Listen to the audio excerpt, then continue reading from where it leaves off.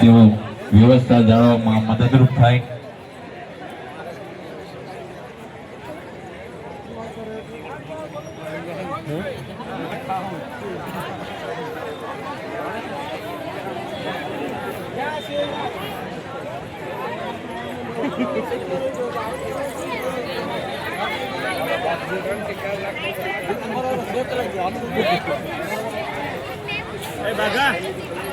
રહ્યા છે અને જેટલી પણ ગ્રાન્ટ મંજૂર કરવામાં આવી છે તેમાં સૌથી વધારે જો રકમ મંજૂર કરવામાં આવી તો ગીરગઢડા અને ઉના તાલુકાની અંદર છે.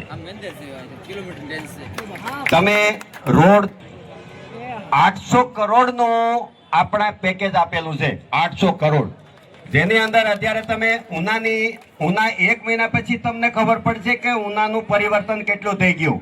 ઉનાના રોડનું તમે જે એક રોડ મેપ જોતા હોય. બાલુભાઈને વિનંતી કરીશ કે તેઓનું પુષ્પગુચ્છ અને શાલથી સ્વાગત કરશે.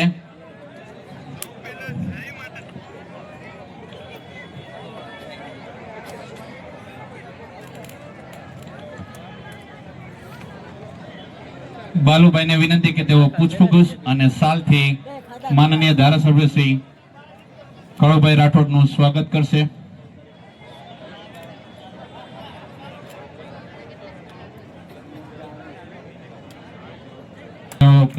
વરગાડ ચાલુ રાખશું. તે બદલ તેમનો પણ હું ધન્યવાદ માનું છું. તેમજ અહીં ઉપસ્થિત સમગ્ર મંચ ઉપર ઉપસ્થિત સમાજનો પણ ધન્યવાદ માનું છું. તેમજ જેટલા પણ જમણવારમાં પણ ઉપસ્થિત છે અને જે વ્યવસ્થા જાળવી રાખી છે, બહેનો પણ અહીં ઉપસ્થિત છે, માતાઓ પણ ઉપસ્થિત છે કે જેણે આ સમૂહ લગ્નને સફળ બનાવવામાં જે આપણે કહીએ ને કે શિસ્તવૃત્ત તરીકેથી જે આયોજન કરવામાં આવ્યું તે પ્રમાણનું તે લોકો પણ તે લાઈનમાં લાગીને ઊભા રહ્યા છે, શાંતિ જાળવી રહ્યા છે. તે બદલ તમામ લોકોનો હું ખજુદરા સમસ્ત ગામ તરફથી ધન્યવાદ અને સ્વાગત કરું છું. ધારાસભ્ય શ્રી કાળુભાઈની આપણે વાત કરીએ તો એક જ વસ્તુ કહેવા માંગુ કે કારો પર હોય તેમ કાળુભાઈનું પણ ધ્યાન એક જ વસ્તુ ઉપર હોય કે આ ગામડાની અંદર આ ખાડા કેમ પડેલા છે, આ ગામડાની ઇમારત જર્જિત કેમ છે, તેનો મારે વિકાસ કેમ કરવો. એ હું એકવાર એની પાછળ ગરાળથી ગયો તો એ પાણી ભરાણું તો ત્યાં ઊભા રહી ગયા કે ભાઈ પાણી કેમ ભરાણું, બે ટ્રેક્ટર નાખી નથી ન નાખી તો અમને કહો અમે નાખી જઈએ. આ તમારા ગામનો પ્રશ્ન છે, એમાં પણ આ પાણીનું તમારે આ પ્રમાણનું કરવાનું. ખાડા ખબૂચા જે કંઈ હોય જ્યાં જે કરી એ હકીકત છે કે એ એટલું પસાર થતું અને ત્યાં કોથળી અને જુગાર સિવાય કોઈ વાત નથી, હકીકત છે. પણ સુધારો કેટલો આવ્યો અને અત્યારે કઈ રીતના પરિસ્થિતિ બદલાણી. શિક્ષણની સાથે સાથે ત્યાંના જે પણ નોકરિયાત વર્ગ છે તે આગળ આવી અને એક ગ્રામનું જે સમાજનું જે લેવલ હતું એને ઉપર લાવવામાં અહીંયા મોટો ફાળો આપ્યો એ સરપંચ શ્રી ખુદ કહે છે. તો આવી રીતના આવું અવિરત કાર્ય માણેકપુરમાં થતું હોય અને અત્યારે આપણે પ્રથમ સમૂહ લગ્ન અને આયોજન પૂર્વક નો આ કાર્યક્રમ આજે આપણે નિહાળી રહ્યા છે. આજે 16 નવ દંપતીઓ પ્રભુતામાં પગલાં પાડી રહ્યા હોય અને એના સાક્ષી બનવાના અને આશીર્વાદ આપવાનો આપણે સૌ લોકોને અહીંયા ઉપસ્થિત થયા હોય ત્યારે મંચ ઉપર ઉપસ્થિત તમામ આગેવાનશ્રીઓ, બહાર ગામથી પધારેલ મહેમાનશ્રીઓ, વડીલો, યુવાનો, માતાઓ અને બહેનો, આપ સૌ લોકો આજે અહીં ખજુદરા ગામની અંદર આપણે ઉપસ્થિત થયા હોય. સમાજનો આ કાર્યક્રમ હોય ત્યારે આપણે ગર્વ અને લાગણી અનુભવી રહ્યા છીએ કે આજના આ કાર્યક્રમને આપણે સફળ બનાવવામાં સહભાગી બન્યા હોય એવું પણ આપણે માની રહ્યા છીએ.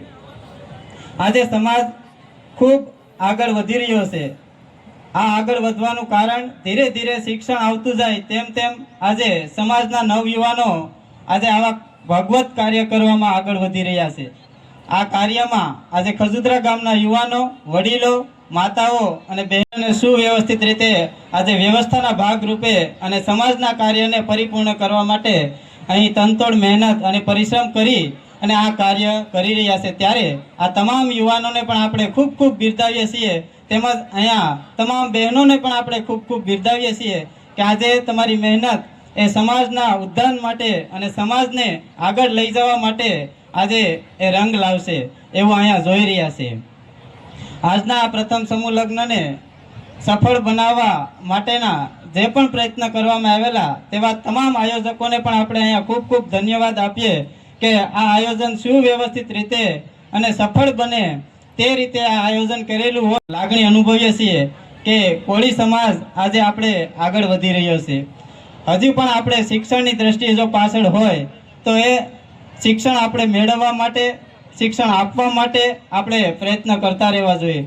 જેમ જેમ શિક્ષણ આવશે તેમ તેમ આપણે આગળ વધતા જશું એવું કહેવામાં કશો સંકોચ ન રાખીએ. આજે અમે માણિકપુર ગામની અંદર આજે 5મો સમૂહ લગ્ન પરિપૂર્ણ કર્યો હોય અને એમાં જો સહભાગી બનવાનું કામ કર્યું હોય તો મોટામાં મોટો જે સિંહ ફાળો હોય તો એ શિક્ષણનો હતો. કારણ કે માણિકપુર વર્ષો પહેલા કે દારૂ અને જુગારના અડ્ડા તરીકે જાણીતું, હજી પણ કૂટ એવો હોય પણ એમાં ઘણો સુધારો આવ્યો છે. પણ નવ યુવાનો જે અમારી સાથે જોડાય અને શિક્ષિત બનેલા એવા યુવાનો, આર્મીની અંદર જોડાયેલા યુવાનો, શિક્ષક બનેલા હોય, ફાયર સેફટીમાં જે કર્મચારી બનાવ્યા આવા તમામ યુવાનોનો સિંહ ફાળો રહ્યો અને અમે 5મા સમૂહ લગ્ન કરી શક્યા હોય. કહેવાનો મતલબ કે શિક્ષણની તાકાત હતી કે શિક્ષણ નંબરના જો સમૂહ લગ્ન થતા હોય અને એ સમૂહ લગ્ન જોવા માટે આવવું હોય તો માણિકપુરની અંદર આવવું જોઈએ એવું મહેમાનના મોઢે આપણે સાંભળ્યું હોય. કારણ કે એ એક વ્યવસ્થિત અને આયોજનબદ્ધ અમારા માણિકપુર ગામના યુવાનો, યુવતી બહેનો, વડીલોના માર્ગદર્શન હેઠળ આ સમૂહ લગ્ન છે એ સુશોભન સાથે અને ઉત્સવ અને મહોત્સવના રૂપમાં ઉજવી રહ્યા છે. એમાં અવનવા જે સંગઠનો હોય તો હિન્દુ યુવા સંગઠન હોય કે યુવતી એકતા ગ્રુપ હોય, યુવાનોનું સંગઠન હોય, વડીલોનું સંગઠન હોય કે કર્મચારી મંડળના જે હોય એ પાયાના પથ્થર બનવાનું કામ એ શિક્ષણએ કરેલું છે. એટલા માટે કહે છે કે આપણા યુવાનોને, આપણા બાળકોને શિક્ષિત બનાવો અને શિક્ષિત બનીને એ નોકરી મળે છે એવું જ શક્ય નથી, પણ શિક્ષિત